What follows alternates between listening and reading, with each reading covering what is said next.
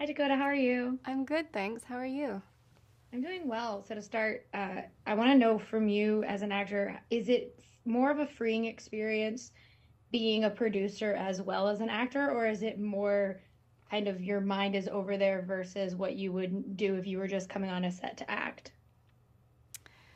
Um, I have found myself in the last 10 years or so, if I'm not producing a film and I'm just acting in it, I'm producing it in my mind and sort of like chomping at the bit. So it kind of, I guess, I feel like growing up on set and starting working fairly young, I'm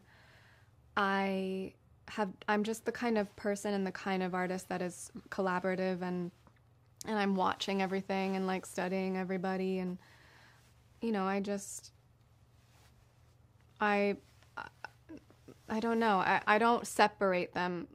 Like if I'm on a job where I'm just acting, it's most of the time I wish I was producing it, and if I am not producing it and it's going really well, then I'm like, "Oh, this is the best, thank God." And but if I am not producing it and it's like a a a really difficult process, I always have some ideas of how things could be a little better. That's so fascinating to me. And I also love to I mean, I know you knew Sean before, but I do love that this is essentially just two people in a car the entire time. And there's like a couple little moments where they're not in just the car, but for the most part, it is her in the back seat, him in the driver's seat. When you look at that on paper and you know, like, okay, great, like it's just us carrying this, does it change at all how you approach a character, or is it more just like, okay, it's freeing. I know Sean, we can sit in a car together and go back and forth for however many hours.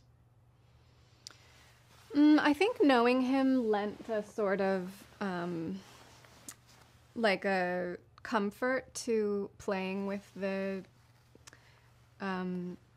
tension between the two characters and playing with familiarity and strangeness. I don't know. I think it definitely helped, but I feel like actors also are just programmed to go into something being like, we're going to do stuff together and it's weird and act like it's normal.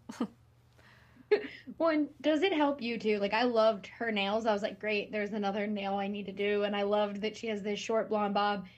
Does having her kind of have these different qualities from yourself help you kind of understand who she is? Because she is a lot of the times very restrained and doesn't really want to tell him a lot about who she is.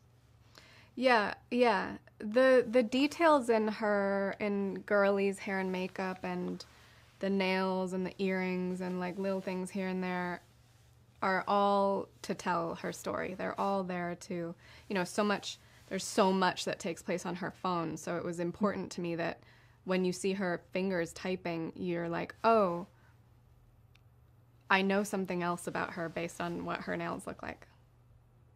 Yeah, and I do love it that this is the longest car ride from JFK to Hell's Kitchen, but also I'm like, yeah, that happens though. And you're kind of stuck in those It does cars happen. later. It does happen. Sometimes there are accidents.